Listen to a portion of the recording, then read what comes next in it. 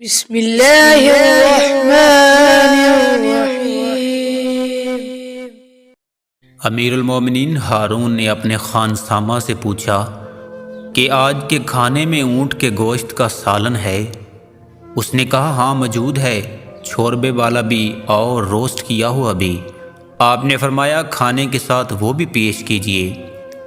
جب اس نے آپ کے سامنے کھانا رکھا تو آپ نے اپنے منہ میں ڈالنے کے لیے گوشت کا لقمہ اٹھایا تو جعفر برمکی مسکرایا۔ ہارون نے لقمہ رکھ دیا اور جعفر سے مسکرانے کی وجہ پوچھی تو اس نے کہا امیر المومنین مجھے کوئی بات یاد آ گئی جو میرے اور میری باندھی کے درمیان ہوئی تھی، اس کا آپ کی ذات سے کوئی تعلق نہیں۔ آپ نے فرمایا تجھے قسم ہے اس حق کی جو میرا تیرے اوپر ہے، مجھے بتائیے وہ کیا بات تھی؟ جعفر برمکی نے کہا امیر المومنین پہلے یہ لقمہ تناول فرما لیجئے، پھر میں آپ کو بتا دیتا ہوں۔ آپ نے گوشت کا لقمہ پلیٹ میں رکھ دیا اور کہا مجھے ابھی بتائیے۔ جعفر نے کہا اے امیر المومنین، آپ اندازہ لگا سکتے ہیں جس اونٹ کا گوشت آپ کے مطبخ میں پکا ہے وہ کتنے کا ہوگا؟ آپ نے فرمایا یہی کچھ 4000 درم کا۔ اس نے کہا نہیں اے امیر المومنین، وہ 4,00,000 درم کا سمجھ لیجئے۔ آپ نے پوچھا وہ کیسے؟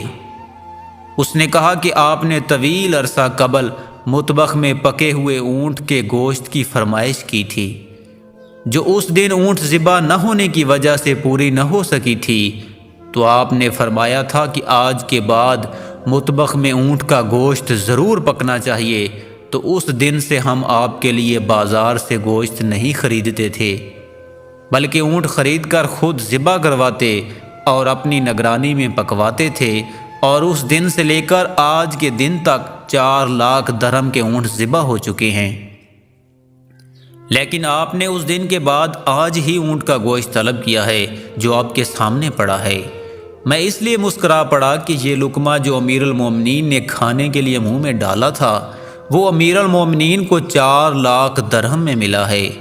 یہ سن کر ہارون رشید روئے اور دسترخوان اٹھانے کا حکم دیا اور اپنے آپ کو کوسنے لگے اور اذان ظہر تک روتے رہے۔